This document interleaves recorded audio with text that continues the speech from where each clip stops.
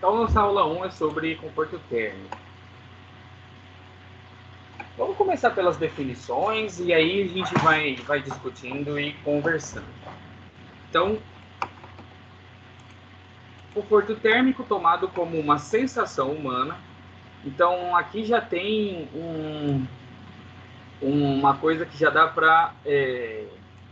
para levantar bastante discussões, porque ele pode ser definido como uma sensação humana. Então, se é uma sensação, apesar da gente utilizar valores numéricos, né, para definir, para tentar estimar, né, para tentar discutir e avaliar, mas ele é uma sensação. É uma coisa que talvez dependa de cada pessoa. Então, ele pode ser definido como uma sensação humana, ela se situa-se no campo subjetivo, e aí ele depende de quê? Fatores físicos, fisiológicos e psicológicos. Então, essa sensação de conforto térmico, de você se sentir confortável termicamente, ela é subjetiva. Então, nós iremos ver aqui diversas técnicas, né, e métodos de se estimar esse conforto, mas mesmo assim ele é subjetivo. Então, alguns fatores vão depender de fatores físicos. O que seriam esses fatores físicos? Seriam nós analisarmos simplesmente a parte das variáveis físicas, as variáveis meteorológicas, e fazer o estudo das trocas de calor. Aqui nessa imagem eu coloquei para ilustrar uma imagem que representa as três formas de calor que existem, né? Que são principais aí na física. Então, por exemplo, ó, radiação é uma maneira de transferir calor. Então, quando a gente, agora mesmo aí, todos vocês estão recebendo radiação. Mesmo que não seja radiação solar, né, que é uma radiação do tipo de luz visível, né? Mas vocês estão recebendo radiação de infravermelho. Radiação de infravermelho é o que a gente chama de radiação de calor mesmo. E aí a radiação de infravermelho, ela tem uma característica que ela depende, as radiações, né, de uma maneira geral, elas dependem da temperatura que o corpo está. Então, quanto mais quente o corpo tiver, maior vai ser essa frequência dessa radiação emitida. Então, todos os corpos que estão aquecidos, eles emitem radiação. Então, apesar da gente não enxergar, por exemplo, o infravermelho, mas as paredes da casa de vocês, o chão, o teto, os móveis, inclusive vocês mesmos emitem radiação e o local que vocês estão aí está preenchido de radiação vindo aí de todos os lados. Então, mesmo que você não esteja, por exemplo, num ambiente aberto recebendo a luz solar, essa radiação ela é uma onda, né, eletromagnética, e pode ser de todos os tipos. Então, às vezes a gente fala assim, radiação e tal, a gente só pensa no Sol, né? O Sol é uma fonte de radiação, mas qualquer corpo que tenha uma temperatura maior aí, ele emite radiação. Caso vocês queiram estudar mais sobre isso daí, sobre radiação e a relação dela com o clima, nós temos a disciplina de bioclimatologia aqui no programa. Quem entrou desde o começo já fez ou já assistiu. Então, por exemplo, o Marcos e o Caio, acho que talvez a Michele, acho que já fizeram a disciplina de bioclimatologia. O Marcos assistiu algumas aulas. Mas quem não assistiu ainda, que é o pessoal que está entrando agora no segundo semestre que vem a gente vai ter ela, mas todas as aulas estão gravadas e estão no YouTube. Então, quem quiser assistir a nossa aula que fala sobre radiação e essa relação com o clima, eu posso depois estar passando os links para vocês, caso vocês se interessem em assistir. Então, radiação é um jeito, né, de transferência de calor. Então, é um jeito de aquecer uma pessoa. Nós temos a condução. Na condução, a energia só é transmitida quando a gente encosta nas coisas. E aí, se a gente pensar agora, vocês estão encostados no quê aí? Na casa de vocês? Cadeira. Cadeira, então, está transferindo calor para vocês, ou vocês estão transferindo calor para a cadeira. Vocês estão encostados nela. O que mais vocês estão encostados? A mesa. Mesa. Na mesa, tem mais coisa. Computador. Tem mais uma coisa que está envolvendo vocês inteiros aí. O ar. O ar. O ar também, o ar que encosta em você também recebe calor de você, ou transfere calor para você. Então, o ar, como ele não é estático, né, ele é uma propriedade dele ser um gás, aí ele ficar se movimentando, ele pode estar encostando em você e desencosta, encosta e desencosta. Cada hora tem uma molécula diferente de ar que vai encostando em você. E isso meio que gera o quê? Se o ar estiver mais quente que você, toda vez que ele encosta, ele passa um pouquinho de calor para sua pele. Se ele está mais frio que você, toda vez que ele te encosta, ele tira um pouquinho de calor de você. Então, quando a gente liga um ventilador, por exemplo, o que a gente está acelerando é justamente essa troca. Eu estou fazendo mais moléculas encostar em você, roubar um pouquinho de calor e ir embora. Encostar em você, rouba um pouquinho de calor e vai embora. Então, por isso que o legal de você ter circulação de ar é justamente isso. Se o nosso corpo, ele normalmente tem aí, sei lá, 36 e pouquinhos graus, né, se a pessoa não tiver com febre, se o ar em volta de você tiver com uma temperatura menor que essa, ele vai estar absorvendo calor de você. O negócio é que o nosso corpo, a nossa pele, né, ela está ali a 36 graus, mas a nossa sensação de conforto não ocorre a 36, ocorre a temperaturas menores. Então, para o nosso corpo ele se sentir mais confortável, né?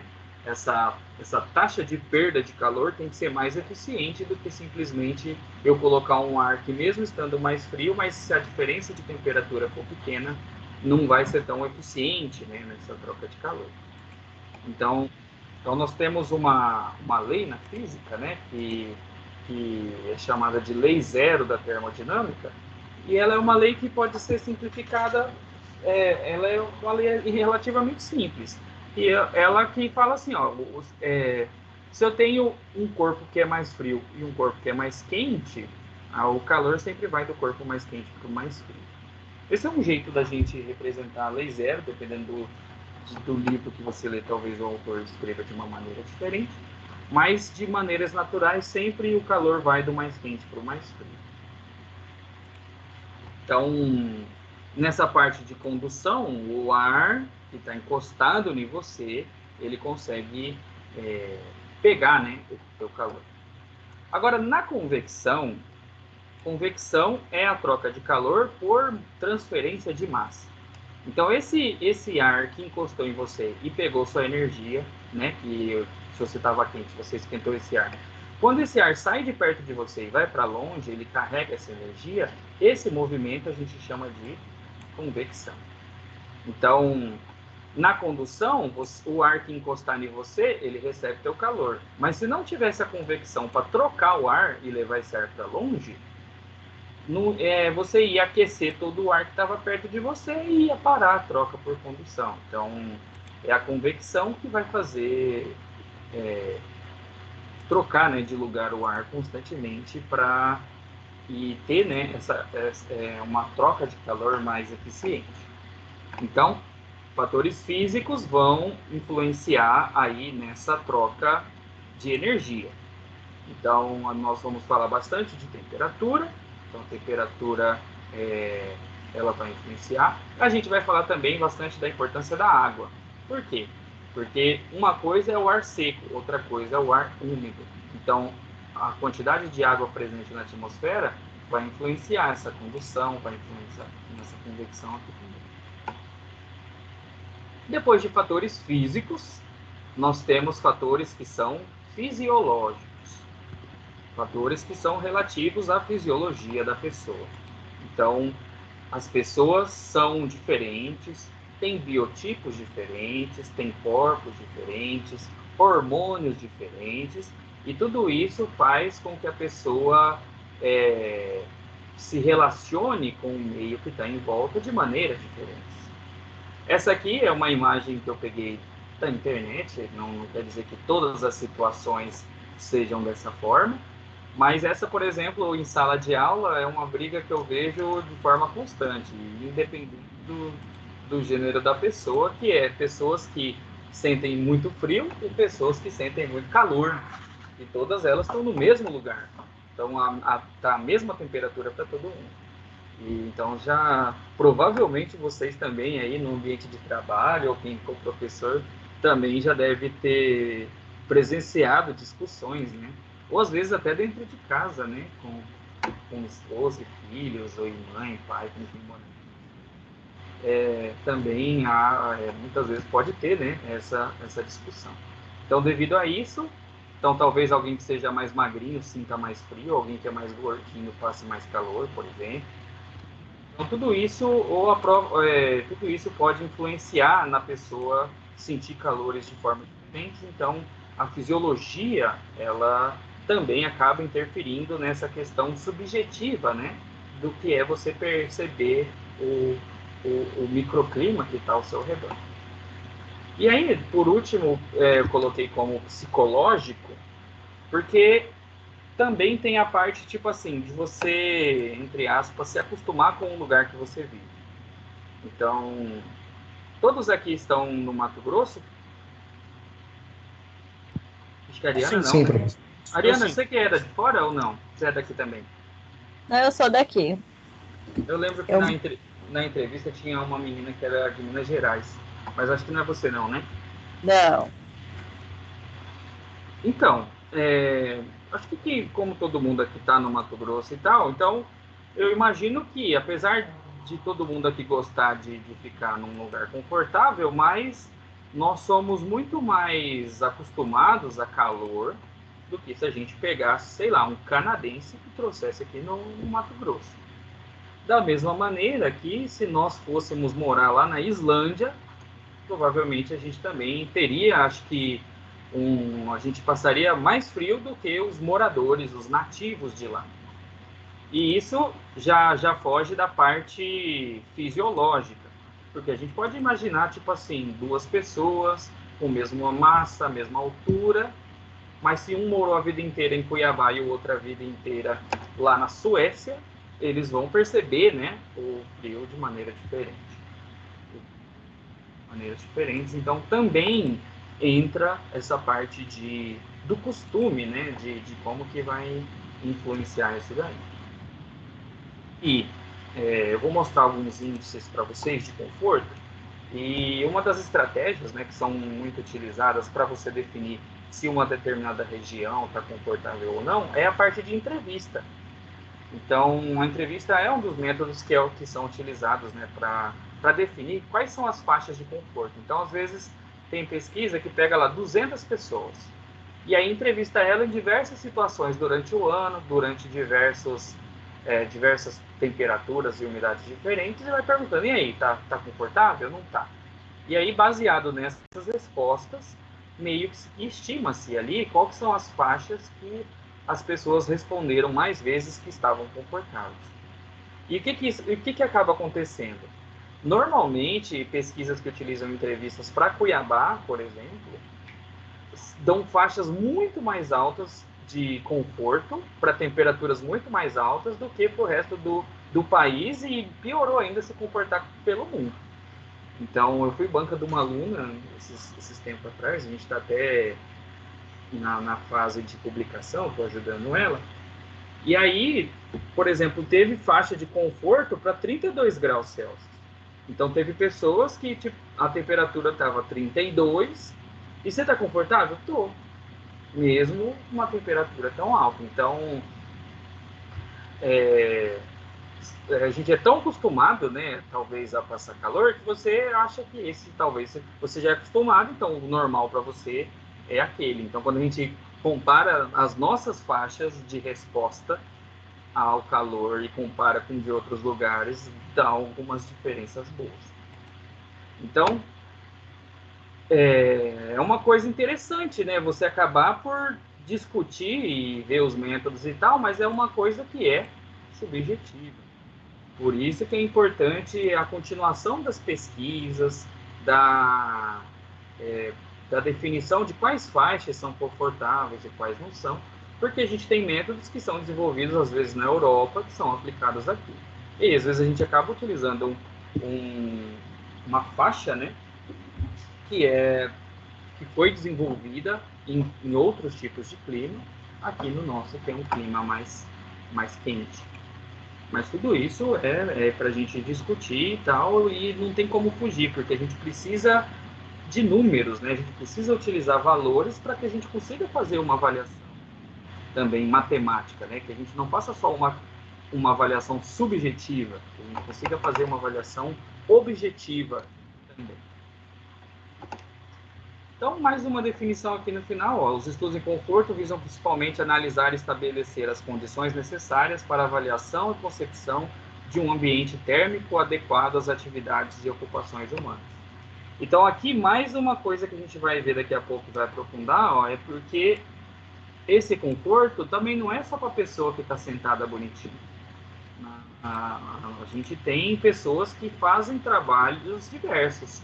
Então, da mesma maneira que uma pessoa que trabalha num escritório, ela tem o conforto térmico dela, se a gente pegar uma pessoa que trabalha numa obra, ela também tem o conforto dela.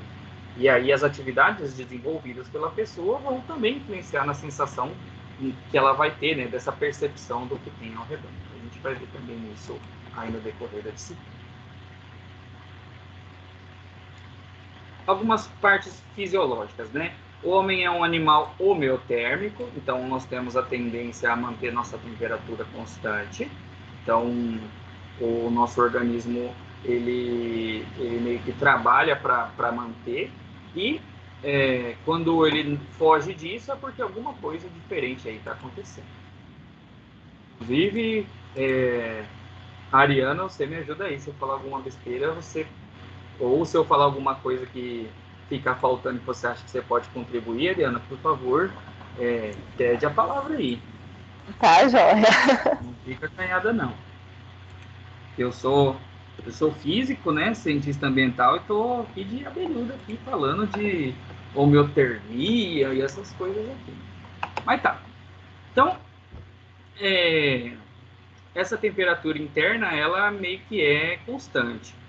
A temperatura externa nossa, como a nossa pele está em contato com o meio, ela já é mais sujeita à variação de temperatura. E eu acho uma coisa interessante que, por exemplo, a gente está nessa época de pandemia e normalmente nós entramos nos lugares e constantemente está sendo realizada as temperaturas de superfície das pessoas, né? Então, se você estava, de repente, andando de carro, com ar-condicionado no máximo, sua pele vai ficar geladinha.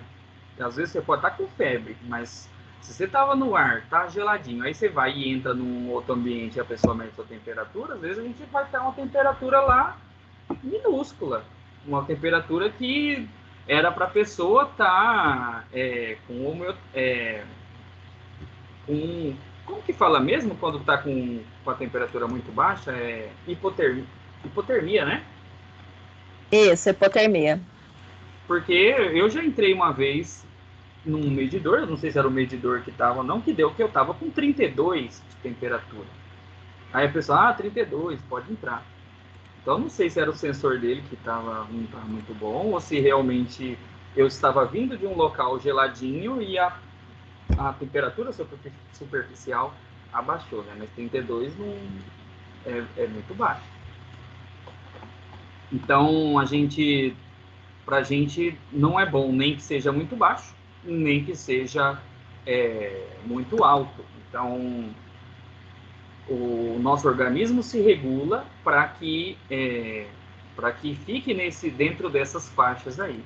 Então, nosso organismo ele tem diversas coisas que ele faz para tentar regular. Então, muitas dessas coisas a gente faz até inconscientemente e nem percebe as coisas que o nosso organismo faz para tentar se adequar, né, ao ambiente. Então, o nosso organismo, uma das comparações que normalmente os atores fazem, é que ele pode ser comparado com uma máquina térmica. Então, a gente produz energia através do processo químico, né, de combinação do carbono da alimentação com o oxigênio da respiração, chamado metabolismo. Então, a gente se alimenta, então, através dessa reação química que vai ser retirada a energia do alimento para você se movimentar e fazer suas coisas, então esse é o nosso metabolismo, mas da mesma maneira que uma máquina térmica, a gente não é 100% eficiente nessa conversão de energia do que a gente se alimenta para a atividade realizada. Então, estima-se que apenas 20% daquilo que a gente se alimenta realmente vira um trabalho. O que é um trabalho? É você se movimentar, você respirar, você pensar, qualquer coisa que tenha acho que talvez pensar não, mas alguma coisa que tenha um movimento associado, a gente chama de trabalho. Se vocês lembrarem a aula de ensino médio de vocês lá, trabalho na física é a força vezes o deslocamento. Então, você faz uma força e uma coisa se desloca, né? Se movimenta. E o resto é gasto em calor. Então, pessoal, simplesmente por você estar existindo, por seu corpo ter uma temperatura, você já perde energia. Simplesmente. Então, por isso que mesmo se você passar um dia inteirinho deitado, sem se movimentar, só respirando, você vai gastar energia da mesma forma, você vai sentir fome da mesma forma. Por quê? Porque você perde quase toda a sua energia em calor. Então, quanto mais... Oi, pode falar. Eu sempre comento quando eu preciso falar a respeito da referência do próprio filme Matrix, né? Quando as máquinas, elas utilizam o ser humano como bateria, né? Sim, sim. A imensa energia que trazemos dentro de nós.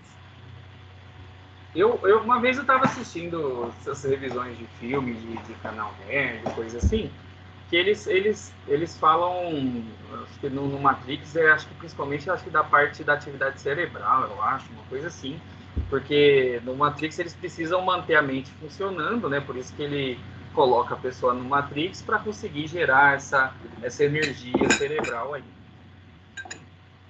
Apesar de ser uma ideia interessante, mas assim, não é muito eficiente se a gente usasse o ser humano. Vamos pensar de verdade mesmo assim, não seria muito eficiente a gente utilizar o ser humano como se fosse uma pilha para fazer funcionar alguma coisa. Lá no filme, beleza, coisa de filme, eles comentam sério, dessas trocas térmicas e tal, não é muito eficiente. Por exemplo, se você é uma máquina super evoluída, teria outras formas de você conseguir fazer aquela geração de energia que eles estavam usando. Mas assim, a ideia, né, de você utilizar teria como? Teria como. Mas é mais coisa assim, uma coisa de filme, mas é muito interessante essa ideia. Só não ia ser tão eficiente. As máquinas do nível tecnológico lá que elas tinham, provavelmente teriam outras coisas assim que fossem mais eficientes do ponto de vista energético mesmo, do que tentar utilizar ali o aquecimento gerado ali de atividades cerebrais, alguma coisa assim. Mas eu gosto muito desse filme, muito legal. Então, meio que tudo que você come, simplesmente por você perder calor para o ambiente, você já está consumindo coisas ali do que você se alimentou. Tá. Então, nós temos alguma lista de algumas coisas que acontecem com o nosso corpo quando a gente está desconfortável. Então, se a gente está desconfortável, isso vai... o que vai acontecer? Se a gente não está confortável, o nosso corpo ele vai reagir de alguma forma. E essa reação que ele vai ter, ela consome energia. Então, não é de graça. Você vai consumir uma energia do seu próprio organismo para compensar aquele problema, né, que você está tendo, que no caso é o desconforto. E aí que tá, se você tem o seu organismo direcionando sua energia para alguma outra coisa, você está diminuindo a sua potencialidade de trabalho. Esse trabalho que eu estou falando aqui, pessoal, é o trabalho do ponto de vista da física. É o trabalho de você poder exercer alguma atividade. Mas se a gente pensar do trabalho como se fosse um emprego ou um estudo, acaba meio que, por consequência, você também diminui sua potencialidade de trabalho, porque se você tiver com frio ou com calor, você não vai ser tão eficiente em qualquer atividade aí que você esteja desenvolvendo. Então, apesar dessa definição estar como potencialidade de trabalho, do trabalho do ponto de vista da física, de você gastar uma energia, mas a gente pode também pensar do ponto de vista social, aí, de você ser menos eficiente no seu emprego, ou no seu trabalho em casa, ou no seu estudo, ou alguma coisa assim. Então, vamos começar aqui, então, falando primeiro do desconforto para frio, aí depois a gente fala para o calor. Então, aqui tem uma listinha. A primeira é a vasoconstrição. Vasoconstrição é os vasos sanguíneos, eles diminuir de tamanho. Eles vão ficar mais apertadinhos. Eles vão diminuir ali um pouco a sua área de seção reta. Então, se a gente pensar que a veia é um conduto que conduz um fluido, ele vai ficar constrito. Então, isso é uma reação que a gente tem ao frio. Qual que é a lógica disso? O nosso sangue, né, a gente tem o sangue circulando e devido ao sangue chegar, por exemplo, nas extremidades, nas periferias do nosso corpo, ele acaba sendo uma maneira de dissipar o calor dentro do corpo como um todo. As nossas veias com sangue, elas podem funcionar como se fosse igual um radiador de um carro, que você passa um fluido e esse fluido, conforme ele vai passando, ele vai dissipando o calor. Então, quando a gente tem essa chamada de vasoconstrição, a gente meio que inibe um pouco que esse sangue chegue com tanta intensidade ou nas periferias do nosso corpo. Tanto é que quando a gente está com frio, não sei se vocês já reparam, as primeiras coisas que começam a meio que ficar roxa é lábio, é ponta de nariz, é ponta de dedo. Normalmente, quando a gente vê aqueles filmes que as pessoas passam frio intenso e começam a congelar, também são as extremidades que congelam primeiro. E também o organismo meio que foca, né, esse sangue com a temperatura correta nos pontos que são mais vitais, que são justamente nossos órgãos, né? Então, também tem esse motivo. Então, diminui um pouco as veias, assim a gente diminui um pouco da circulação sanguínea, principalmente nas periferias, que são os pontos que vão perder mais calor aí para o ambiente. Então, o organismo meio que faz isso. Arrepio. Esse aqui eu vou até desenhar. Ó, imagina que aqui eu tenho um braço que está pelado, não tem pelo. Aqui eu tenho um braço que eu vou fazer ele peludo.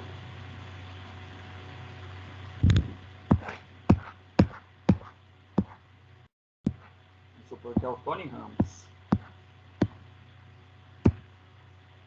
O que muda aí, pessoal? Por que o peludo, esse arrepiado... Aqui a gente pode pensar que os pelos não estão arrepiados, tá? Pode pensar que eles estão deitadinhos. O que está arrepiado é melhor que não tá quando tá frio? O que vocês acham?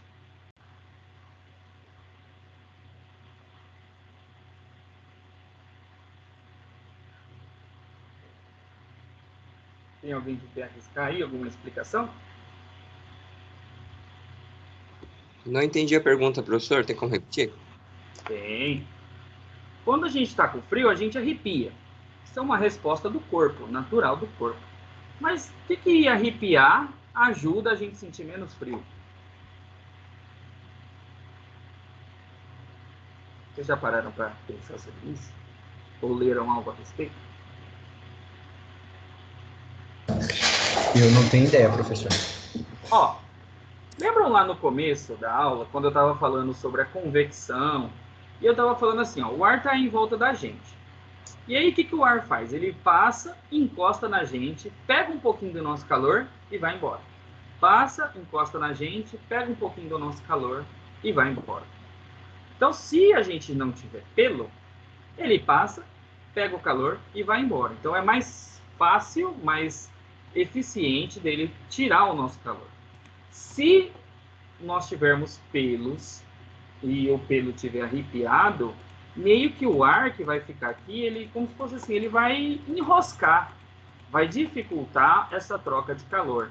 Então é como se a gente tivesse um cobertorzinho de ar que meio que vai ficar encostado mais tempo ali na nossa pele. Então, se ele absorve o calor da nossa pele e fica ali pertinho por causa do arrepio, ele não vai embora levando nosso calor, ele fica ali. Então a gente fica como se fosse com um cobertorzinho de ar quente encostado ali na nossa pele, devido a ter mais dificuldade desse ar ir embora devido a esses fios aí, né, estarem arrepiados. Então a gente muda a rugosidade dessa superfície e isso muda, isso fica difícil você ter essa transferência de ar. Isso acontece, se a gente pensar de uma forma macro, com as cidades. Se a gente pensar que cada prédio é um telo, você ter prédios numa cidade, você aumenta a rugosidade dessa superfície e aí você dificulta a troca de calor por convecção, por exemplo. Então, você tem uma tendência a acumular mais calor devido a essa rugosidade que é maior do que se não tivesse essa rugosidade. Se fosse tudo lisinho, era mais fácil de eu ter um fluxo de ar, por exemplo. Então, o arrepio é uma resposta, né, nossa ao calor, e acontece justamente por causa disso. Você consegue, o ar que fica preso ali, ele vira como se fosse um cobertorzinho encostado em você. Certo?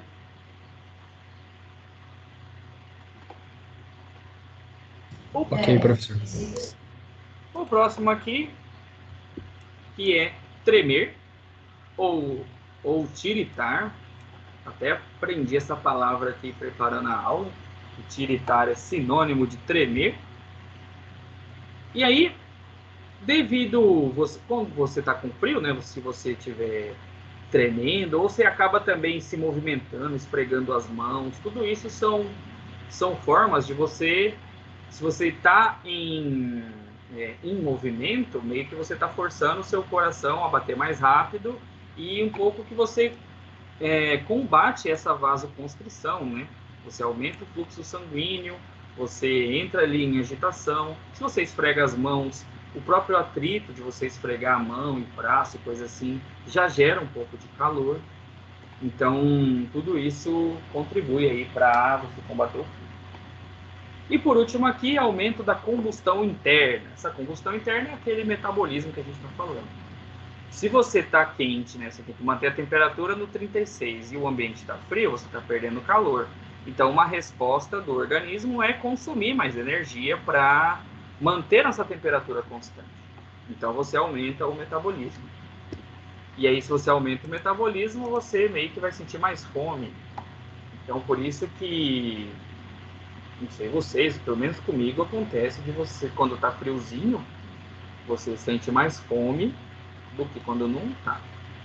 Não sei se vocês são assim também. E quando fica frio, parece que fica com mais fome. Opa, e a vontade de beber álcool também. Os destilados. Mas pior que eu sou meio do contra, assim, não sei também porque a gente mora no Mato Grosso, e aí acaba bebendo, como também não faz frio, que é frio mesmo, né? Você acaba tomando sorvete quando tá frio, toma coisa gelada no frio também, não muda muita coisa. Mas tá. Então, tudo isso são respostas naturais do nosso organismo. Eu pergunto para vocês, por que vocês acham, vocês já pararam para pensar assim, por que nosso corpo faz isso sozinho? Porque você não pensa. O corpo, de uma forma instintiva, né, simplesmente faz. Por que a gente faz? Vocês já pararam para pensar e refletir sobre isso? Porque você não fala assim, vou fazer uma vasoconstrição nas minhas veias para eu não sentir frio. Simplesmente acontece. Vocês já pararam para pensar o que isso acontece?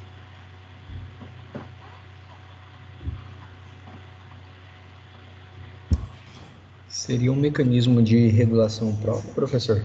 É regulação própria, mas assim, o que fez a gente ter esse mecanismo? São os reflexos, as terminações nervosas do corpo. Tudo bem, mas por que as terminações nervosas têm essa resposta?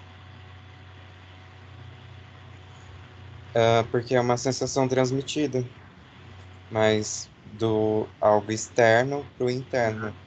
Não, Aí tudo seria bem. como se fosse uma leitura. Não, tá certo, tá perfeito o que você falou. Mas assim, a pergunta é mais profunda. O que fez que nosso corpo tenha esse comportamento? Então, provavelmente vocês já ouviram falar de quê? Da evolução e da seleção natural, certo? Sim. E o que a seleção natural faz? Ela seleciona os indivíduos que são mais adaptados ao ambiente. Só que quando a gente fala seleção natural, parece que eu estou falando uma coisa tipo assim, que aconteceu ano passado e ela selecionou, tipo assim. A seleção natural é uma coisa que aconteceu por milhões de anos. De todos os nossos antepassados aí, né, do nosso Homo sapiens até chegar na gente hoje. Vocês sabem o que aconteceu com os seres humanos, né, que não acontecia, os nossos antepassados, que não acontecia isso com eles? Sabe o que aconteceu com eles? Sumiram? Sumiram, morreram tudo. Por quê? Porque quando vinha o primeiro frio, o organismo dele não tinha resposta sozinho, e aí ele morria, não conseguia se reproduzir. Chegava no inverno, morria. Mas isso são feitos de formas, assim, de passinho de formiga. Tudo isso demorou, tipo assim, milhões de anos para ir selecionando. Então, talvez um que era muito careca morreu e os que eram mais peludos sobreviveram. Então, quem tinha uma determinada característica tinha uma tendência, uma probabilidade maior de sobreviver às intempéries aí, né, do que os outros. Então, todas essas coisas que a gente é hoje, do ponto de vista biológico, né, foram sendo selecionadas, e todos os que eram diferentes da gente foram extintos aí no decorrer aí da evolução das espécies. Então, se a gente faz essas coisas esquisitas, demorou tempo pra gente ser assim, porque quem não fazia essas coisas já morreu tudo. Até brinco com meus alunos, tipo assim, quem tem medo de barata e de escorpião, e tem medo de cobra, e tem medo de animais peçonhentos? Ou se não tem medo, pelo menos tem um respeito. Porque quem não tinha medo de cobra, quem não se assustava por causa que viu uma cobra, já foi extinto faz tempo, porque a cobra mordeu eles não perceberam, não se assustaram, né, não saíram de perto. A cobra mordeu todo mundo que não tinha lá o gene de ter medo de cobra, e já foram extintos os corajosos.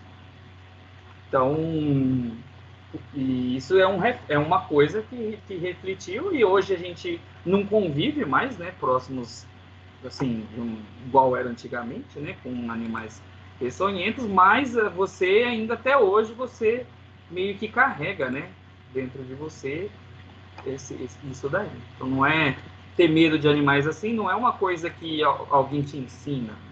Você meio que já está instalado no seu HD aí, que você meio que tem que ficar esperto com essas coisas. Beleza? Tranquilo, professor. Então tá, vamos continuar. E agora para o calor, meio que vai ser tudo ao contrário do que era do frio.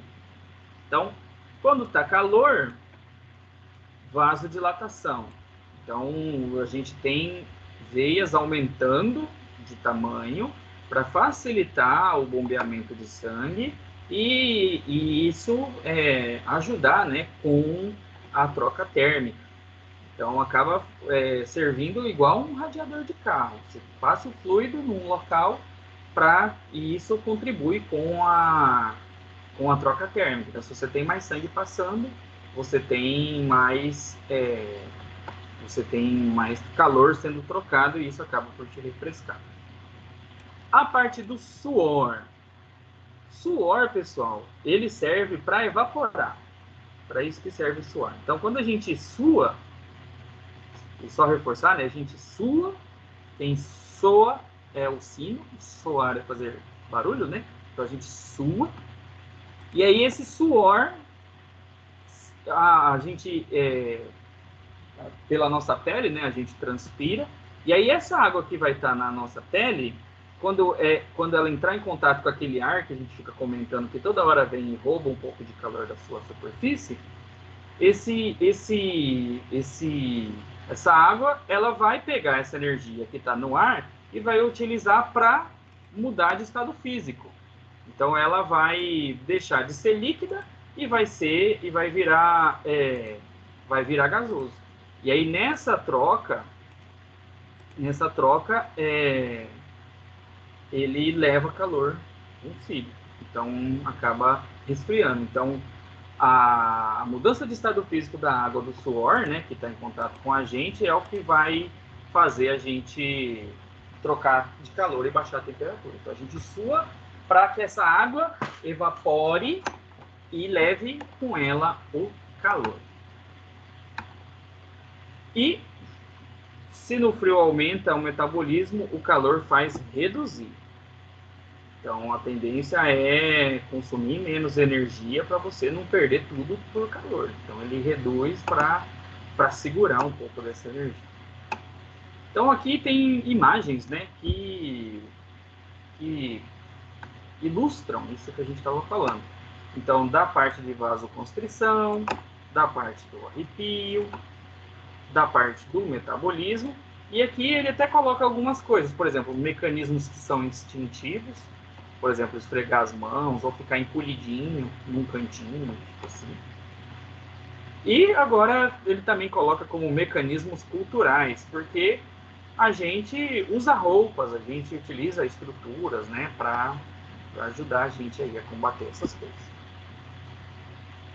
E de calor aí é o contrário, né? A gente tem vasodilatação, a gente tem o suor, né, que ajuda a evaporar e levar o nosso calor, a parte do metabolismo, né, que a gente fez, os mecanismos instintivos, aqui ele coloca como, por exemplo, procurar uma sombra ou ficar na água, e mecanismos aí culturais, né, da gente utilizar a tecnologia, como ventilações aí de diversas formas.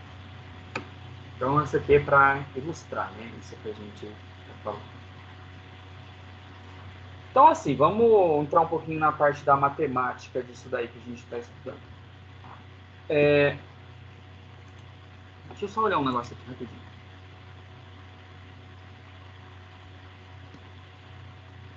Tá.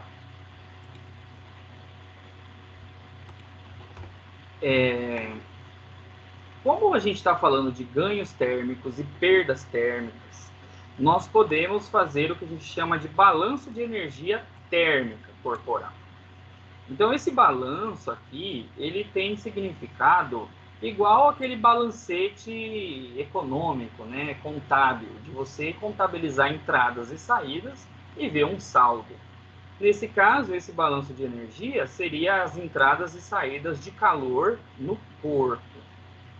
Então, tem muitos softwares, né, que fazem esse balanço para saber se o corpo está perdendo ou ganhando energia. Então, se a gente dá uma olhada aqui nas parcelas, né, que ele coloca, então, esse semente aqui é a parcela da energia metabólica transformada em calor. Então, do nosso metabolismo, o que virar calor, ele entra nesse semente aqui. Uma coisa aqui da unidade de medida, ó, isso aqui tá watt por metro quadrado. O watt, pessoal, watt, ele é joule por segundo. Só o watt sozinho. Então, a gente lembrar aí das nossas aulas de física, esse joule que está aqui é a unidade de medida de energia. Então, por mais que normalmente quando a gente vai olhar aquelas tabelas nutricionais de alimentos e tal, normalmente é representado em calorias. Se vocês olharem, normalmente também tem em joule. Então, joule é energia. E aí, se eu pegar a energia que é gasta no tempo, eu tenho o que é chamado de watt. Ah, meu chuveiro é de 6.000 watts. Quer dizer que ele gasta, né, 6.000 joules a cada segundo. Então, isso que quer dizer esse watt. Como aqui ele coloca por metro quadrado, então essa perda de energia, esse watt, né, está ocorrendo em relação a uma área. Então, a gente tem uma área de pele, por exemplo, que é ela que está fazendo as trocas térmicas com o ambiente. Então, você ter uma área maior ou menor facilita você ter uma troca maior ou menor aí de energia. Quando a gente tem esse watt por metro quadrado, a gente chama isso na física, né, de densidade de fluxo. Então, se eu tenho uma coisa em função de uma área, a gente chama de fluxo. Como aqui eu tenho pelo tempo também, né, a gente chama isso de densidade de fluxo. Mas não se apeguem a querer decorar o que é uma densidade de fluxo. É só uma curiosidade aí sobre isso. E aí ele coloca por convecção, por radiação, por evaporação. E esse Q aí vai ser o calor total trocado. Ele pode ser mais ou menos. Vai depender aí se o corpo está absorvendo ou perdendo energia. Então, se nós conseguíssemos estimar cada uma dessas parcelas, a gente podia chegar nesse balanço térmico aí. Notem que, como é uma conta de mais e menos, né, todo mundo tem que ter a mesma unidade de medida. Mas assim, essa equação também é só para a gente saber que existe e que às vezes ela está inserida dentro de outros métodos. Então, não necessariamente você vai ter que calcular um por um isso. Voltando nas discussões lá que a gente está falando, inclusive para ilustrar um pouco dessas trocas que foram aqui, por que a gente cobre quando a gente tem que sentir frio? Quem que pode responder essa para nós? Para evitar a troca térmica. Então, quando a gente se cobre, a gente... Não sei se a gente evita, né? Mas a gente atrapalha bastante, né? Aumenta a troca de calor com o tecido, né? Porque o tecido está em contato com você fala? Isso, ele está transmitindo, de certa forma, calor, né? Então... Na verdade... pode falar. É que, na verdade, o tecido ele vai trabalhar como uma espécie de... Não é bloqueio a palavra que eu queria colocar. Isolante. Para evitar que haja a troca, né, térmica e a gente ceda calor para o meio. Aí, ó, isso aqui entra de novo no mesmo exemplo que eu dei para vocês. O ar, as moléculas, as partículas que estão no ar, constantemente, vem a molécula, encosta na sua pele, pega teu calor e vai embora, devido à convecção. Se você está coberto, você inibe que esse ar encoste e vai embora levando seu calor. Ele vai ficar preso ali ou no tecido, ou no espaço que tiver entre você. Por isso também que você pensar a coberta, ela dentro dela mesma, ela é preenchida com ar também. E tudo isso fica preso ali e diminui a troca térmica. Vai zerar? Não vai. Mas vai retardar, vai trocar menos, vai tornar menos eficiente essa troca térmica. Então o ar fica meio que preso ali. Eu uso esse slide nas minhas aulas da graduação também e tal. Normalmente tem gente que fala assim, a gente se cobre para se aquecer, né, para ficar quentinho. E apesar da gente falar isso no senso comum, mas a coberta ela não aquece a gente, né? Na verdade, eu acho que até o contrário, é a gente que aquece a coberta, porque nós estamos mais quentes que a coberta. E aí o negócio dela é justamente atrapalhar a troca térmica. Tanto é que a coberta, por exemplo, ela pode atrapalhar a troca térmica tanto de fora para dentro do que ela está coberta ou de dentro para fora. Por exemplo, uma vez eu fui numa festa e a gente tinha um barril de chopp nesse dia dessa festa, daqueles barrilzinhos que são menores. E aí eu peguei, para ele não esquentar, eu enrolei ele numa coberta. Aí as pessoas ficaram, tipo, indignadas. Como assim? Você está esquentando o nosso chopp? Mas não.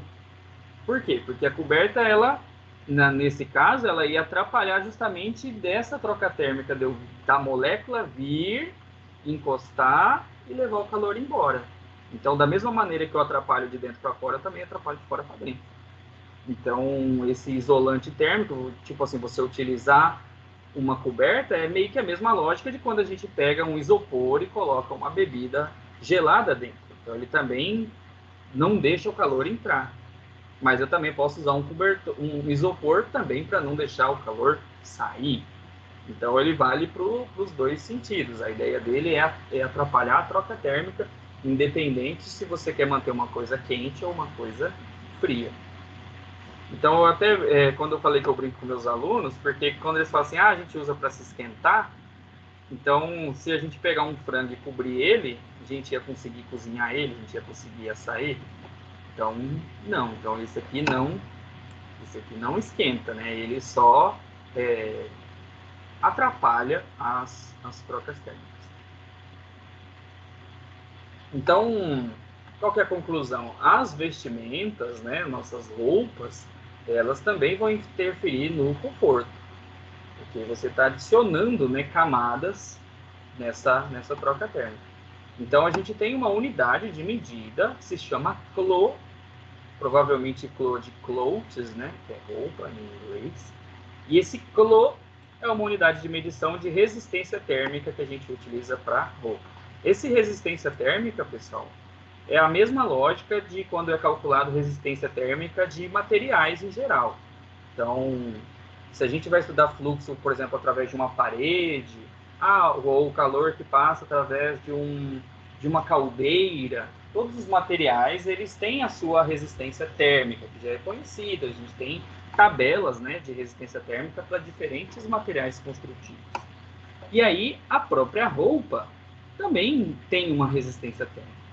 Então, tanto é que eu posso representar esse clo em unidades do Sistema Internacional de Medidas. A resistência dela de tantos metros quadrados para uma determinada temperatura e aqui para uma densidade de energia, para uma energia, né, para um gasto energético aqui de watt. Então, é quantos joules, né, num determinado tempo, devido a uma determinada temperatura por área, essa roupa está sendo resistente. Então, é mais ou menos assim que a gente pode interpretar essa unidade. Então, aqui tem exemplos, ó, do que seria 0,05 clo, meio clo, 1 clo, 4 clo. Aqui tem uma tabelinha, vocês conseguem ver? Tá meio embaçadinho. Essa tabelinha foi retirada da ISO 7730. Então, a gente tem aqui as diversas resistências, né, térmicas aí. Quantos clos tem cada um. Então, por exemplo, ó, se a gente fosse imaginar uma pessoa que tivesse vestida assim, ó, uma camisa, cueca, short, meia e sapato. Então, somaria-se isso daqui e chegaria nesse valor de clo. Para não ser indelicado, é claro que eu não vou perguntar para vocês qual que é o clo de roupa que vocês estão usando. Mas vocês podem aí olhar aí na tabelinha e cada um fazer o próprio, né? Não precisa necessariamente, se não quiser, compartilhar aí com os colegas. Porque pode ter pessoas que tenham clos diferentes aí, né? Mas aí cada um olha aqui a tabela e pensa mais ou menos quantos clos teriam. Eu, no meu caso aqui, como estou dando aula de casa, né, eu não estou usando sapato, né, gente, nem meia. Então, meu clo seria um pouquinho similar desse exemplo aqui. Mas se fosse presencial, né, aí tem que ir de calça, sapato e tal. Então, é o ônus e o bônus, né, de se dar aula à distância. Calcularam aí o clô de vocês?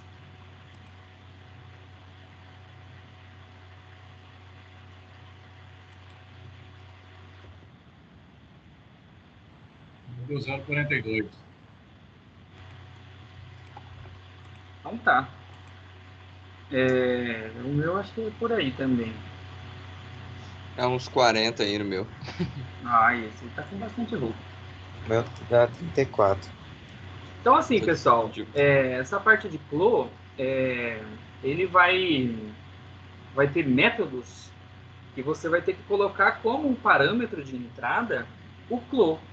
Então, se você está fazendo, dependendo do método, às vezes você está fazendo o cálculo do conforto de um determinado trabalhador que tem determinada vestimenta. Então, tem como você colocar isso como uma variável de entrada do modelo e ele vai calcular baseado nessa resistência térmica da roupa que a pessoa usa. Então, isso é também uma coisa que influencia aí. A outra coisa interessante também que a gente tem é o match. Esse match é uma razão entre taxa de energia gasta durante uma atividade física, né? E em relação à taxa de energia gasta em repouso. Então, seria a variável que vai entrar no cálculo do conforto relativo à atividade física que a pessoa está fazendo. Então,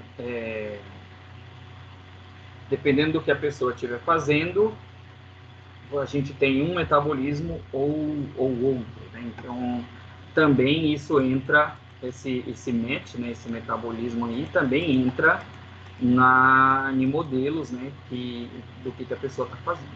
E também é tabelado, mais ou menos, cada atividade física tem uma taxa aí.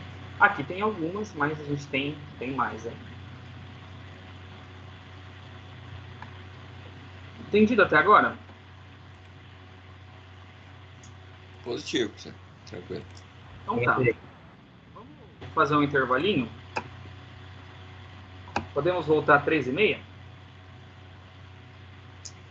Beleza. Tá ótimo. Então tá. 3h30 a gente continua.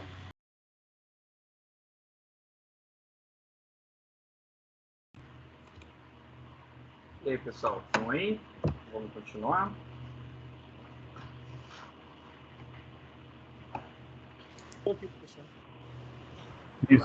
Sim. Estamos aqui, professor.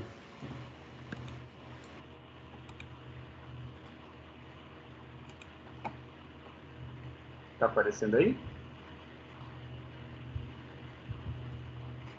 Tá sim, professor. Tá. Então vamos continuar aqui.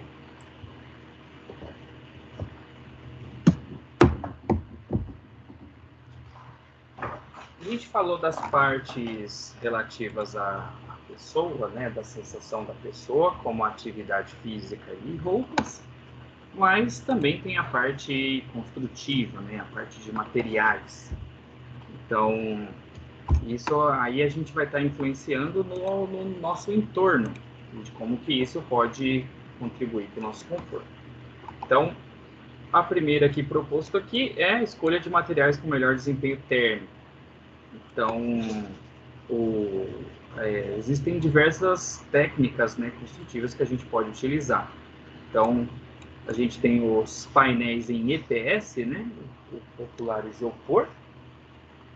E, normalmente, pessoal, o ar, de uma forma geral, ele não é um bom condutor. Então, materiais que permitem a presença de ar na sua composição, eles vão acabar por ser isolantes térmicos. Outra coisa também para quando a gente tem edificações é que o fluxo de calor, para ele adentrar dentro de uma edificação, ele precisa passar por dentro das paredes, né, desse local. Então, o aumento da largura faz com que atrapalhe que dessa energia entrar ou dessa energia, caso ela já esteja lá dentro dela, sair. Então, a própria largura de uma parede influencia em como ela vai estar entrando. A questão do revestimento também é a mesma coisa, então tudo isso pode influenciar nessa questão de desempenho devido a uma constante que a gente chama de condutividade térmica. Essa condutividade térmica é um parâmetro que vai falar o quanto que aquele material é bom de conduzir ou não. Então, toda essa parte de materiais influencia. Outra coisa também é que o material de que é feito o corpo, né, sei lá, que a gente esteja analisando a superfície, tem uma grandeza que a gente chama de inércia térmica. Então, essa inércia térmica seria esse tempo, né, que leva para esse calor aí passar, né, atravessar essa superfície. Então, materiais que têm uma inércia térmica maior, por exemplo, a gente vai ter, por exemplo, um delay do pico de temperatura, por exemplo, do exterior e do interior desse local. Outra coisa também tem materiais que absorvem calor de uma maneira mais fácil e reemitem esse calor. E isso, devido a essa absorção, né, desse corpo ser intensa, isso faz com que ele esquente e reemita, né, essa energia aí em forma de infravermelho, igual a gente comentou lá no começo da aula da parte de radiação. Então, por exemplo, nessa imagem que está aqui, ó, na esquerda, a própria coloração, né, das superfícies vai influenciar nessas trocas de energia. Então, aqui nesse exemplo, deixa eu só pegar meu cachorro aqui, pessoal, rapidinho.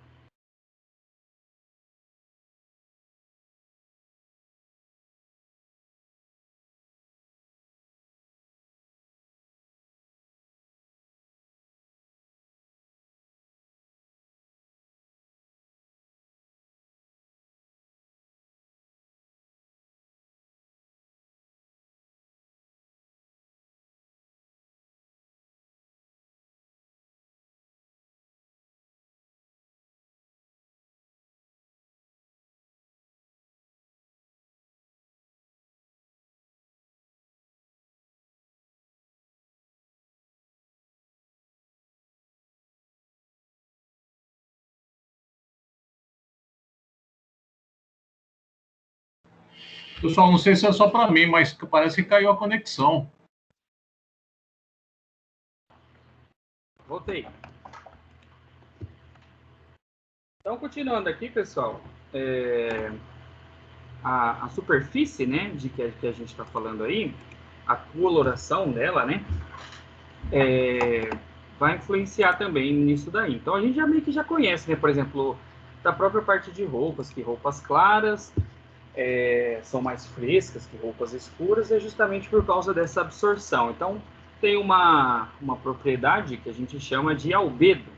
Esse albedo é o índice de reflexão das superfícies. Então, quanto mais claro essa superfície for, mais ela vai refletir. Se for mais escuro, significa que ela absorve mais.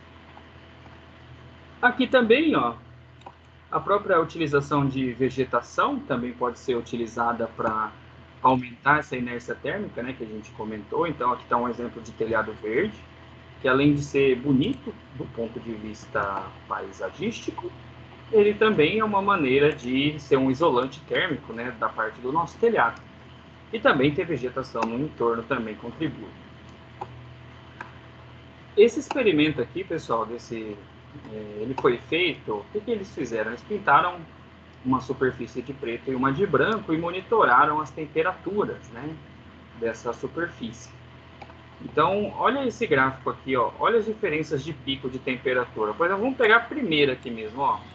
Tá próximo de 70 e aqui próximo de 40. Então, o simples fato de uma superfície ser preta e a outra branca já faz com que essa superfície absorva o calor de maneira diferente. Então, aqui deu 30 graus de diferença. Então, por exemplo, se tivéssemos telhados brancos, isso faz com que menos calor entre para dentro da residência.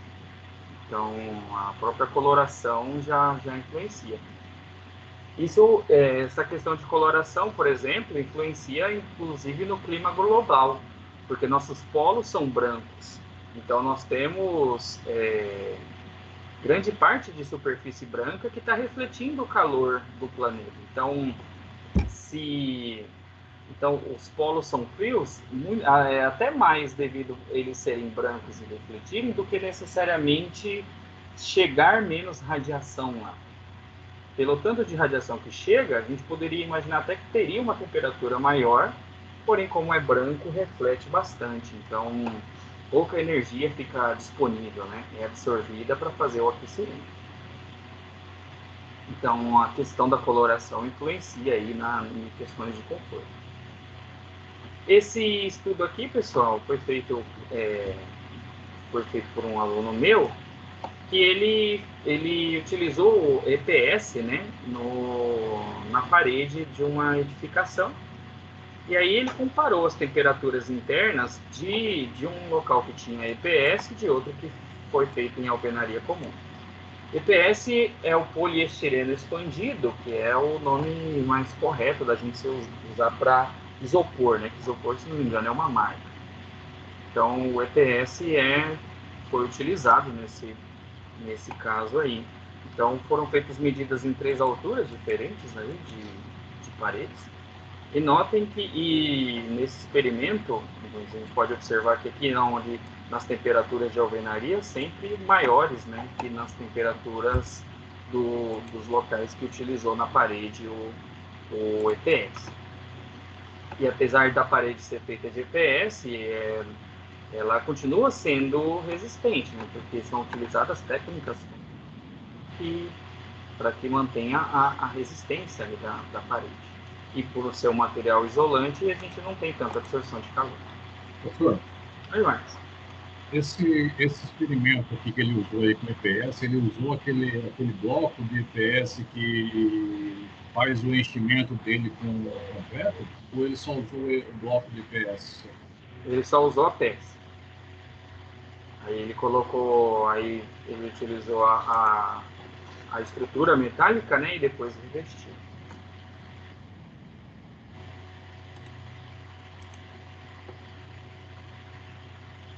Outra coisa também que acaba por influenciar também, como a gente é muito influenciado pelo Sol, né, de como que ocorre essa incidência de radiação, a própria posição, né, de sombramento, etc., acaba por influenciar também na orientação, né, da edificação. Quem mora, por exemplo, também em apartamento, tem muito aquela discussão, onde está o sol da tarde, o sol da manhã, etc. Então, também isso vai influenciar em ser mais quente ou não. E quem mora em casa vai influenciar principalmente na questão dos cômodos, né? Num ponto, às vezes você tem o sol, de repente na sala e no quarto não tem, alguma coisa nesse sentido, né? Em qual posição de cômodo você quer que bata o sol em determinado horário. Então, até esse planejamento aí pode ser pensado na hora de se pensar aí no conforto. A parte de circulação de ar, né, tem bastante estratégias que podem ser utilizadas para que melhore o fluxo.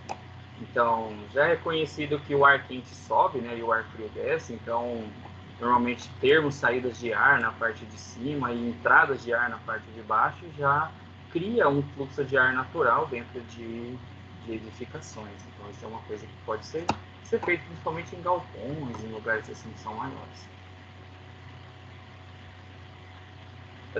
Esse próprio jeito, né, de fazer, inclusive posição de portas e janelas também pode influenciar nessa circulação de ar natural. Aqui tem até um exemplinho. E também outros elementos que façam essa proteção da radiação solar direta. Então, eu mesmo sou um defensor, né, da utilização de vegetação em cidades, da gente ter o máximo de vegetação possível. Ela contribui não só com a questão da sombra, mas também contribui com o que a gente chama de evapotranspiração. Então, devido à característica dela de tirar a água do solo, né, e fazer e transpirar essa água, né, no momento da fotossíntese, essa presença de água ali na atmosfera acaba por absorver a energia que está disponível ali no ambiente. Então, funciona como se fosse o suor do nosso corpo. Então, a energia solar, em vez de utilizar para aquecer a superfície, ela vai acabar sendo utilizada para transpirar essa água e faz com que menos energia sobra para aquecer. Então, contribui, né, para a diminuição de ilhas de calor, essa presença de vegetação. Mas também tem coisas construtivas, como brises, coisas assim, que também podem ajudar, né, nessa proteção. Utilizar pergolados, algumas coisas nesse sentido. Vamos falar agora de métodos que medem esse conforto, né, índices. Então, o primeiro que a gente vai comentar aqui é o método de Fanger, de 1970. Então, ele formulou que, para condições térmicas de conforto, duas equações que relacionam as atividades praticadas e o calor perdido por evaporação do suor e a temperatura da pele. Então, ele, de uma maneira empírica, né, ele define essas duas equações aí que podem ser utilizadas aí para cálculo do conforto. Outro índice, esse índice aqui, eu trabalho bastante com ele. Ele é bastante utilizado nos Estados Unidos, então o pessoal lá do Ministério da Saúde deles lá recomenda a utilização desse índice. Tem alguns lugares deles lá que tem climas similares ao nosso. E esse índice de calor é calculado por essa equação repetitiva aqui, ó. E eles eles calculam, né, essa equação em Fahrenheit.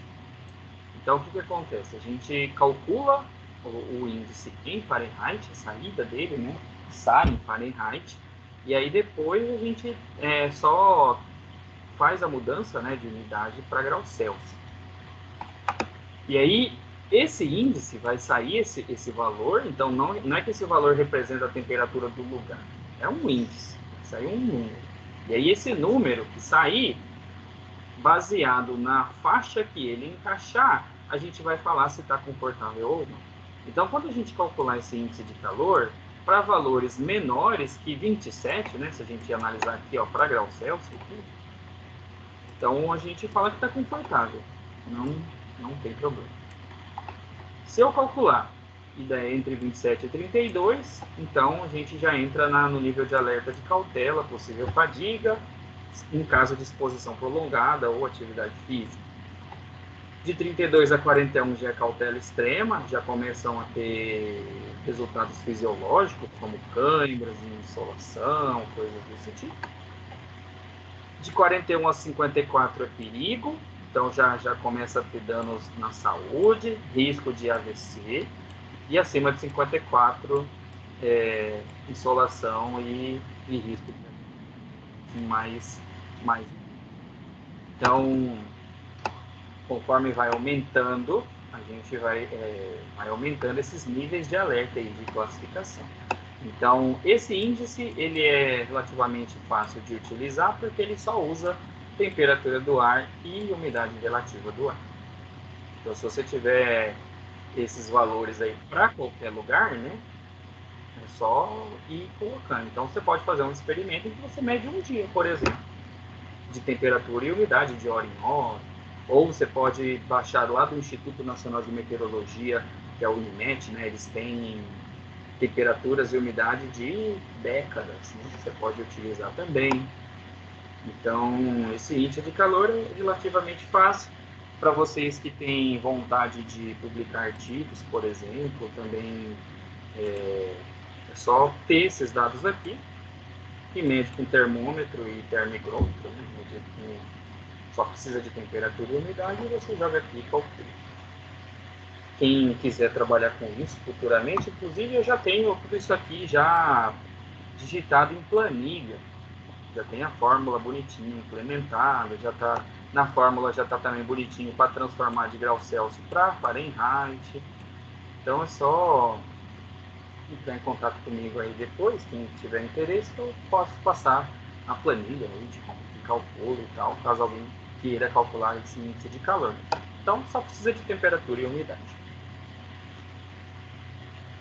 Tem um outro índice, esse é bem facinho, é proposto por Thom, em 1959, que é o índice de desconforto. Ele só precisa de temperatura do ar e umidade relativa também. E aí aqui ele também tem uma tabela que classifica se está confortável, parcialmente confortável, desconfortável, como que vai estar.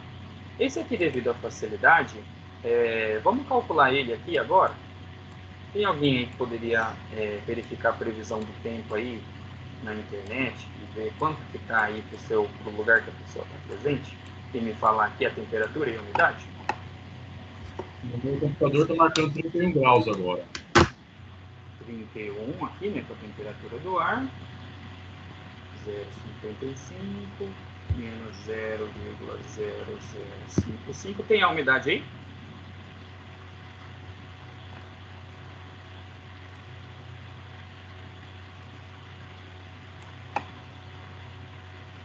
42%. 42. Por incrível que pareça, hoje está nublado em Cuiabá, né? Então a umidade até aumentou por causa disso. Aqui 31 menos 14,5. Eu estou com um calculador aqui, já vou até fazer. 31 menos 0,55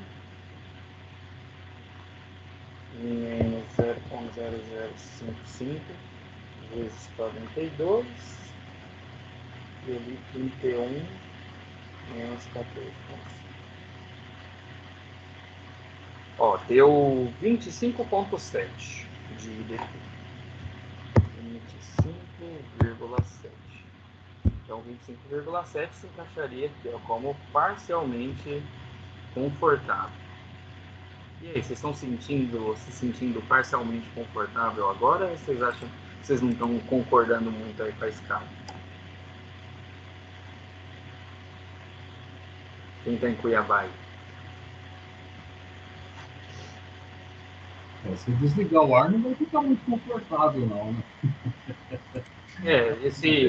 Mas realmente ela bate, né? Porque lá fora realmente não tá aquela sensação daquele calor intenso que a gente tem, né? Tava vários dias mais, né? E hoje tá nublado. Pode falar. Mas uma dúvida até dentro daquilo que a gente estava comentando na definição inicial, né? Que é que falar de conforto, desconforto térmico entra num campo subjetivo, né? Quando foi feito esse estudo pelo Thom, ele chegou a estabelecer alguma forma, seja biológica, seja energética, para chegar nessas classificações? Então, essa fórmula é tipo uma fórmula empírica. Com os dados matemáticos, ele modelou e chegou nessa relação. E aí ele tem diversas formas daí de você estabelecer as faixas, né? Normalmente é por entrevista. Você entrevista a pessoa e faz muitas repetições, e baseado nessas repetições você estabelece quais faixas são confortáveis ou não.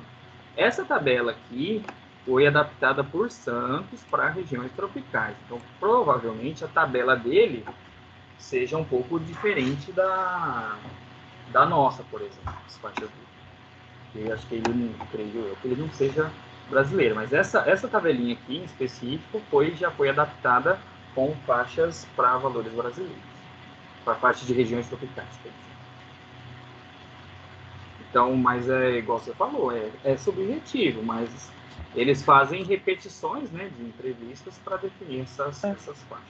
Não, eu até pergunto porque ele coloca como confortável menor de 20, menor que 24, mas não coloca bom, pelo menos, eu imagino talvez no estudo completo deve ter, né? Menor de 24 até quanto, né? Ah, sim, porque aqui só tá para a parte de calor. De calor. Uhum. Isso, essa tabela aqui só é para calor. Não tem a parte não tem até onde vai para o conforto para frio. Provavelmente, acho que nesse estudo aqui, por ser região tropical, considerou que o desconforto normalmente ocorre para calor, por isso que fica assim. Tem mais alguém aí que está em outro lugar sem ser Cuiabá?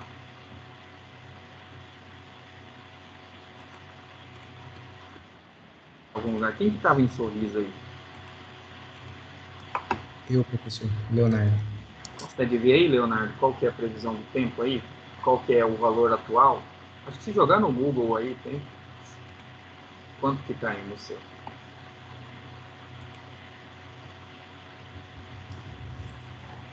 Tô vendo aqui, só um minuto.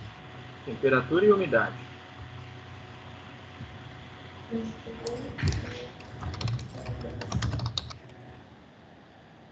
Não precisa dar contexto, vai no supermarket. Temperatura, só um minuto, professor. Mínima de 23, máxima de 37. Tem o agora? É agora. Agora tá quanto? Tem o atual? Só aparece a mínima.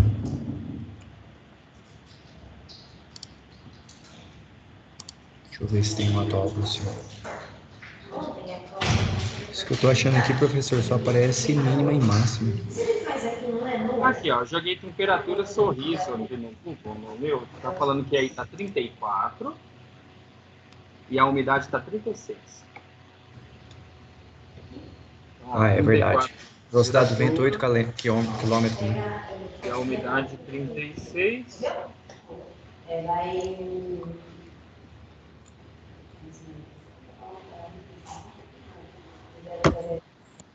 Ali em Sorriso deu 27,1. Então, nesse caso ali, estaria desconfortável agora, de acordo com essa classificação do. Está se sentindo desconfortável aí? Bom, no ar é suave, né, professor? Então, tudo isso, pessoal, que está aqui é para ambiente aberto, né? Para você.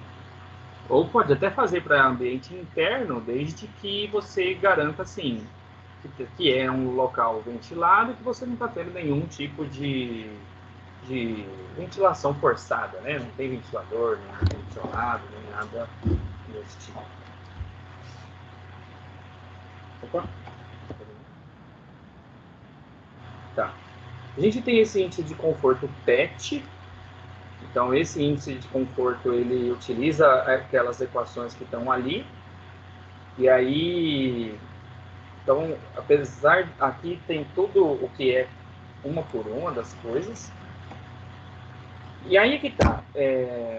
Meio que como tem muita coisa, bastante coisa é constante. Então, por exemplo, calor específico do sangue, densidade do sangue, essas coisas, né, que toda vez que você for fazer esse experimento, você vai ter que medir, né?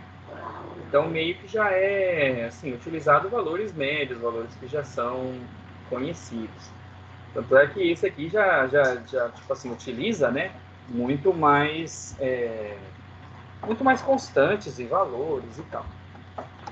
Então, aqui na esquerda aqui tem quem foi introduzido. Eles chamam de temperatura fisiológica equivalente. Vale para ambos os ambientes. Você pode fazer para interno e externo. Eles colocam aqui uma resistência térmica aqui de 0,9 e 80 watts para o metabolismo. Então, e aí aqui eles também têm a tabelinha deles, né, para avaliar. Então, esse aqui provavelmente normalmente utiliza software. Das pessoas que eu conheço, né, que utilizam esse índice de conforto, inclusive aquela menina que eu comentei que eu participei da banca e tal, que ela fez uma revisão dessas faixas aqui, anteriores para Cuiabá, né, para ver o que é confortável ou não. Até que eu comentei para vocês que até 32 graus eles entrou no confortável dela. Ela utilizou um software e nesse software o software calcula para você, né? Então aqui, ó, se a gente olhar aqui os índices térmicos, esse aqui é um print do programa, ele calcula o PMV, ele calcula PET, né, que é esse que eu acabei de falar, e tem alguns outros índices aqui que eu não conheço. E aí você coloca alguns parâmetros, né? Por exemplo, longitude, latitude, altitude, a zona térmica, a zona de tempo, né? Aqui tem uma altura e peso, idade e sexo para o que você vai calcular. Então, às vezes você pode usar aí uma altura e um peso médio. Dá para colocar o CLO, dá para colocar aquele metabolismo, né, que representa a atividade que a pessoa está. Então, se a pessoa está sentada, está em pé, está andando. Algumas variáveis meteorológicas dá para colocar aqui, ó, como temperatura, pressão de vapor, umidade relativa, vento, se está nublado, temperaturas de superfície, a radiação global, que é a radiação solar, temperatura média radiante. Então, a gente tem uma temperatura que a gente chama de temperatura de globo, que é um sensor que mede a temperatura dele relacionada com a emissão de infravermelho. Então tem bastante informações que você coloca e aí você pode mandar, né, o programa rodar e ele te dá, né, a resposta. Então nessa pesquisa mesmo que ela usou esse programa, até aqui o link. Então depois quem se interessar pode baixar o programa aí e calcular. E aí para ter as variáveis meteorológicas é só ter o sensor e ir a campo, né? Pensar numa metodologia e escrever. Esse índice PMV, deixa eu só voltar aqui, ó, esse programa também faz, tá? O PMV, que é esse próximo índice aqui que a gente vai falar. Ele também tem uma escala. Essa escala dele agora só é de números, ela vai de -3 até 3. E aí a temperatura a escala do conforto é quando está aqui no zero. Então, foi criado através de análises estatísticas, de acordo com os resultados de Fanger, né, que foi aquele primeiro que eu comentei, e ele utilizava câmaras climatizadas para fazer isso. Então, ele conseguia variar ali a temperatura, a umidade, numa câmara climatizada, e aí ia medindo as sensações, etc., para conseguir saber, né, essas escalas térmicas aí. Ele é chamado de escala sétima porque tem 7 escalas, né? 3 para cima, 3 para baixo e o do meio, que é o zero. Então, ele tem uma fórmula também para calcular. Também é uma fórmula tipo empírica, né, baseada nas respostas das pessoas. E aí, esse M e esse L outras fórmulas que você calcula separado e joga aqui. Então, se vocês pesquisarem sobre, dá para achar como que calcula esse M ou como calcula esse L, caso resolva calcular na mão, ou caso não, você também tem software que faz para você. Tá igual voltando aqui, ó, esse software aqui, ó, esse Rayman, ele calcula para você. Esse site aqui, ó, também calcula. Inclusive, a gente vai fazer uma aplicação dele agora. Eu só vou mostrar mais um aqui e aí eu já volto nele. O EnviNet, que é aquele programa que eu comentei junto com o Marcos, né, no começo, ele é um programa que a gente informa, né, para ele o que tem na superfície e ele calcula. Então, por exemplo, nessa imagem aqui, isso aqui é retirado de um artigo, todos esses azul escuro aqui são edificações de algum determinado lugar. Então, no entorno aqui, ó, esses vermelhinhos, a gente tem os valores, né, do PMV, desse índice, tanto que está ocorrendo ali em cada lugar. Então, ele faz uma análise espacial nesses quadradinhos. Cada quadradinho representa, sei lá, 2 metros por 2 metros, 1 metro por 1 metro. Então, tem esse programa, né, o EnviNet, uma das saídas possíveis dele é dar direto já o PMV, que é esse voltométrico predict, que é um índice de calor. Mas esse programa ele também dá a temperatura, ele dá a umidade, depende do que você colocar para rodar. Então vamos entrar nesse site aqui, ó, para a gente ver o PMV de agora, né? Deixa eu só compartilhar aqui com vocês.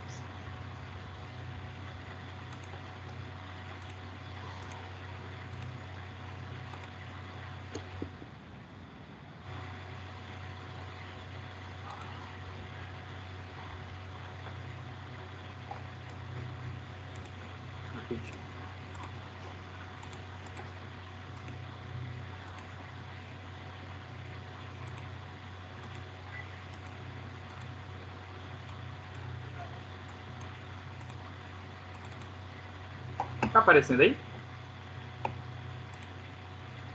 Sim, professor. Assim, tá. Tá, então. Vamos calcular aqui. Então ele tem esse site, ele tem implementado aqui alguns métodos. Então o método padrão dele é o PMV, né, que a gente está falando. E aqui a gente coloca as variáveis, né? Então, por exemplo, ó, temperatura, vamos colocar a temperatura de agora. Se a gente pegar aqui de Cuiabá, aquela hora do exemplo que a gente usou 31, né? 31 para Cuiabá. E aí tem velocidade do vento. Será que tem velocidade do vento? Mas ali tem quilômetro por hora. Ele colocou aqui como 0,1. 16 km por hora. 16 km por hora? Isso. Então dá 4,44 metros por segundo. Vamos colocar aqui. Então, hein? Umidade relativa era 40, né? 40 e quanto? 42. 41. 41. E aí, aqui tem a taxa metabólica, ele dá algumas opções, né? Então, sentado, 1. E aí aqui, dependendo do que você estiver fazendo, ó, você pode trocar. Tem dançando, tá muito aqui, ó, sentado, 1. E aqui, o nível de roupa, né? O clô. Então, aquela hora a gente estava falando que os clôs estava dando 0,36 por aí, né? Que a gente estava comentando.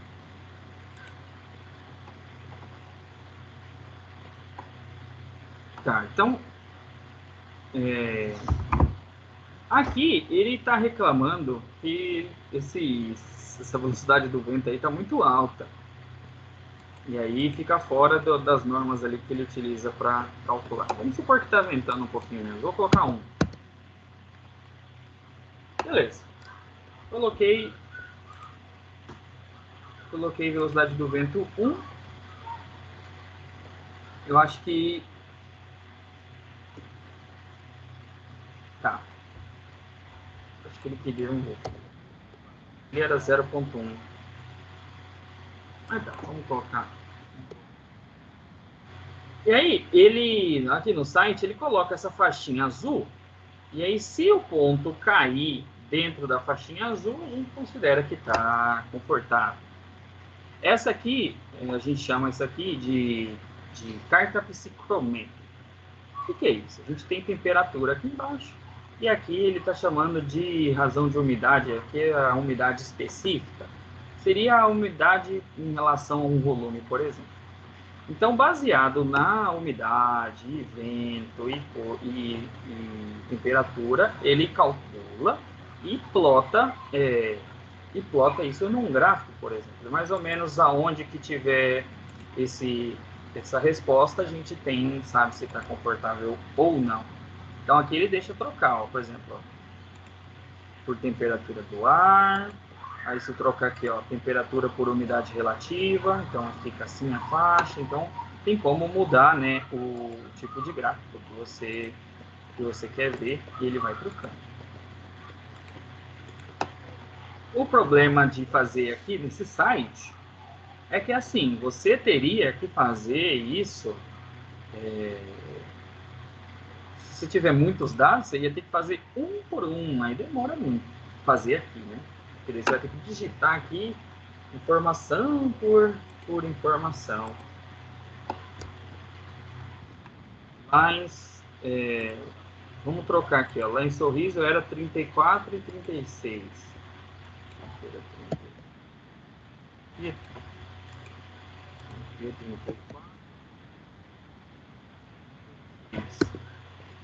Então, ó, já ficou fora da faixa de de acordo com esse método, né? Então, esse site é legal, a gente pode colocar, né, coisas aqui e ele calcula. Talvez se explorar mais aqui, talvez tenha como fazer de uma maneira mais automática, né, vários valores. Oi, Marcos. Dá para saber se por que ele leva em o que ele leva em consideração para deixar confortável ou não? Se é a relação temperatura, o que é?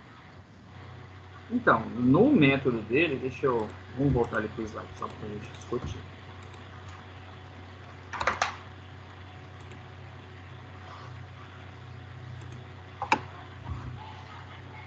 Na fórmula dele, do PMV especificamente, mas essa discussão até vale para outros, dentro dessas atividades aqui, ó, essa aqui é aquele match lá que a gente... Mas, por exemplo, essa carga térmica aqui e tal, tudo isso tem na equação todas aquelas variáveis daqueles balanços térmicos de energia. Então, por exemplo, esse aqui, ó, essas equações meio que são comuns entre os métodos. Você calcula o metabolismo ou o trabalho, tudo isso você meio que calcularia para depois jogar na fórmula e sair esse resultado.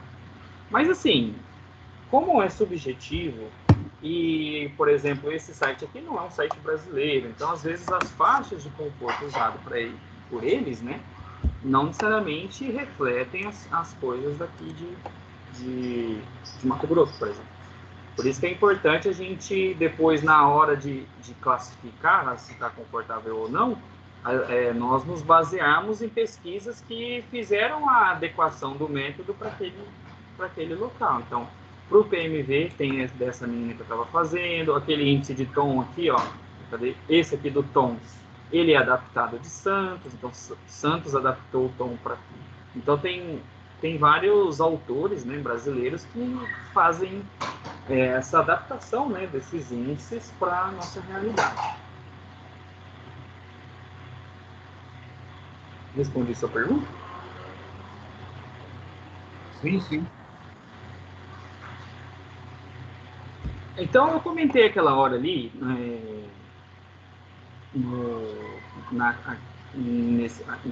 nessa carta psicométrica, né, que está aqui. Então, meio que existem o que a gente chama de zonas térmicas, né, ou zonas bioclimáticas. E aí tem essa carta que ela tem esse formato aqui, é um gráfico, e esse gráfico tem mais de uma informação nele. Então, por exemplo, as linhas vermelhas representam aqui, ó, a umidade relativa. A gente tem as linhas pretas aqui, ó, que é a temperatura de bulbo úmido. Aqui embaixo a gente tem a temperatura de bulbo seco. Aqui na direita a gente tem a umidade específica, que seria essas linhas cinzas. Então, aqui eu tenho 4 eixos sobrepostos.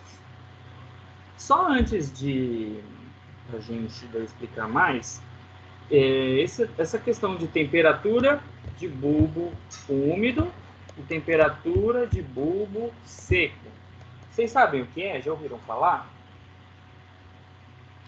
A gente utiliza para, normalmente, cálculo de BUTG para fins de insalubridade, né? O termômetro de bulbo úmido, normalmente, ele pega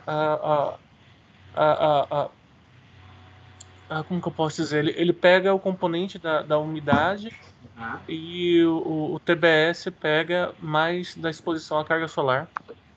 Vamos imaginar, por exemplo, assim.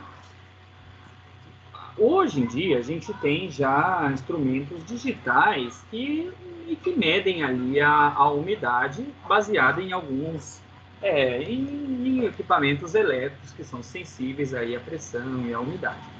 Mas, tipo, tem outras formas da gente medir isso, que é, por exemplo, utilizando esses 2 tipos de termômetro de bulbo úmido e termômetro de bulbo seco. O bulbo seco é aquele termômetro normal, que a gente pega ele, aquele termômetro de mercúrio, por exemplo, ele é graduado e tal, e aqui dentro tem mercúrio, conforme aquece, ele dilata, sobe e desce. Qual que é a lógica do bulbo úmido? A gente vai pegar esse mesmo termômetro, a gente vai envolver ele com uma gaze, E essa gase, por exemplo, pode estar dentro de um copinho, dentro de um recipiente que tem água. Por capilaridade, essa gase, ela meio que vai ficar úmida, ela vai absorver essa água que vai estar subindo ali. E aí é que tá. A ideia é que essa temperatura do bulbo úmido, ela meça a temperatura do ar que esteja saturado de água.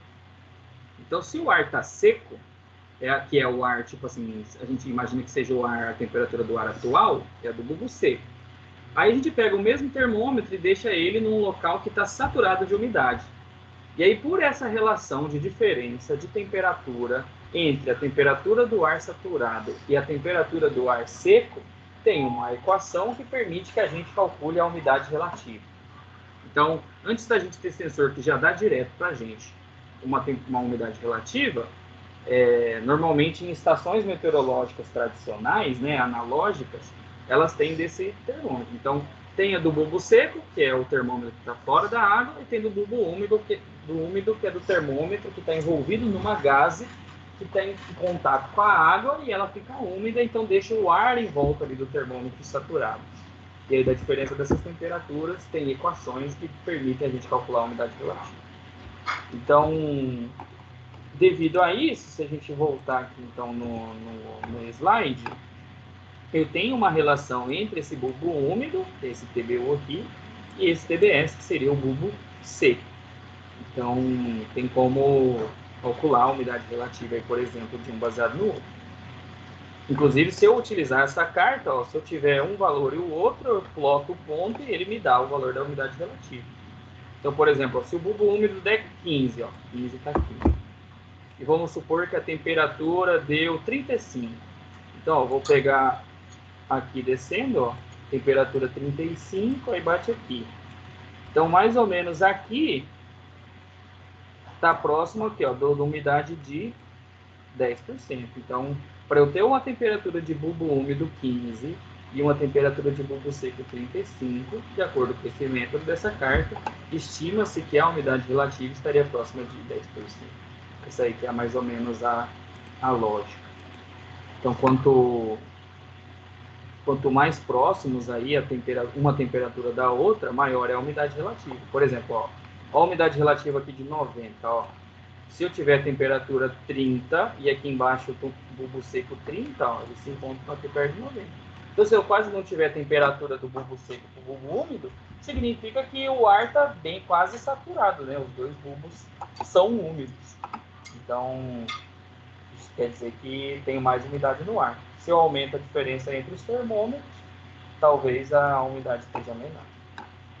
Então, esse gráfico, ele meio que tem aí quatro eixos, né? 4 unidades de energia. E aí, o que acontece? Dentro dessas umidades e temperaturas e etc., foram criadas zonas microclimáticas, zonas bioclimáticas.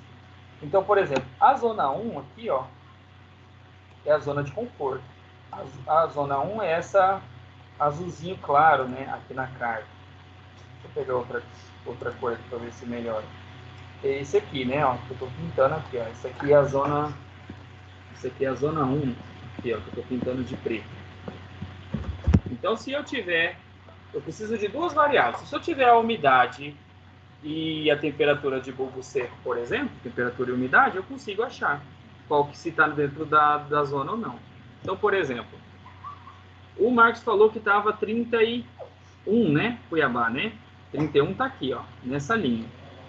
E a umidade agora estava quanto? 44? 41. 41. Ó, vou pegar aqui, ó, vou subir reto até bater no 40. Ó, aqui, ó. Então, ó, subir reto, a linha do 40 é essa daqui, ó. Certo? Ele ficou dentro desse quadrado aqui, ó, que tá... Deixa eu até apagar. O pontinho encontrou aqui, ó. Bem aqui nesse pontão preto que eu fiz ali. Então, opa, deixa eu voltar. Nesse pontão preto, então, bem aqui, era a zona 11, zona bioclimática 11. Então, ele está fora da zona de conforto, que é a 1. E aí, aqui, ó, ele caiu na zona que fala aqui, para eu melhorar o conforto, né? Ele meio que dá a estratégia que eu preciso utilizar para melhorar. Então, aqui, ó, ventilação, ou usar resfriamento evaporativo, ou alta inércia para melhorar, né, o conforto aí desse local. Então, se eu fizer isso, eu conseguiria melhorar o conforto. Essa carta aqui foi de um estudo que eu realizei nessa escola aqui, ó, que é em Várzea Grande. Então, esses são dados reais. E a gente investigou se você ter uma árvore, né, se você ter arborização em volta da sala, e aí a sala sem ter ventilação nem nada, a gente só ia avaliar a presença da vegetação, se seria o suficiente para fazer uma sala ficar confortável, por exemplo. Nesse caso, a resposta foi não. Só a árvore não foi o suficiente, né, para fazer aquela sala lá ficar confortável. E aí a maioria dos pontos, ó, lá que foram coletados, foram plotados aqui, ó, nessa região. Então, tem um pouco na região 2, tem um pouco na região 5. Então, região 5, ó, só ar-condicionado para melhorar ou a ventilação. Então, quanto mais longe também, né, dessa área 1 aqui, significa que é mais desconfortável. E aí, cada zona bioclimática é um tipo de estratégia que pode ser utilizada para melhorar o conforto. Então, tem bastante publicações que utilizam isso aí. Nesse caso em específico, essa carta ela é feita por um programinha, que é bem facinho, e esse programinha tem nesse Laboratório de Eficiência Energética em Edificações, que é um pessoal, se não me engano, de Santa Maria, se não me engano, que fazem pesquisas, né, de conforto térmico e tal. Então, é um local bem forte aí nesse quesito. E lá no site deles tem esse programa aqui, ó, que se chama Análises Bio. Então, você só precisa coletar a temperatura e a umidade, né, do local que você quer fazer, e aí ele plota para você na cartinha. Então, você pode pegar uma planilha com muitos pontos. Aí ele te dá, por exemplo, as porcentagens de tantos pontos caiu em tantas zonas. Então, ela te ajuda, né, a tomar decisões a respeito do que pode se fazer para melhorar. Porque ele não dá simplesmente confortável ou não, né? Ele também, dependendo da zona que cair aí, ele fala o que pode ser feito.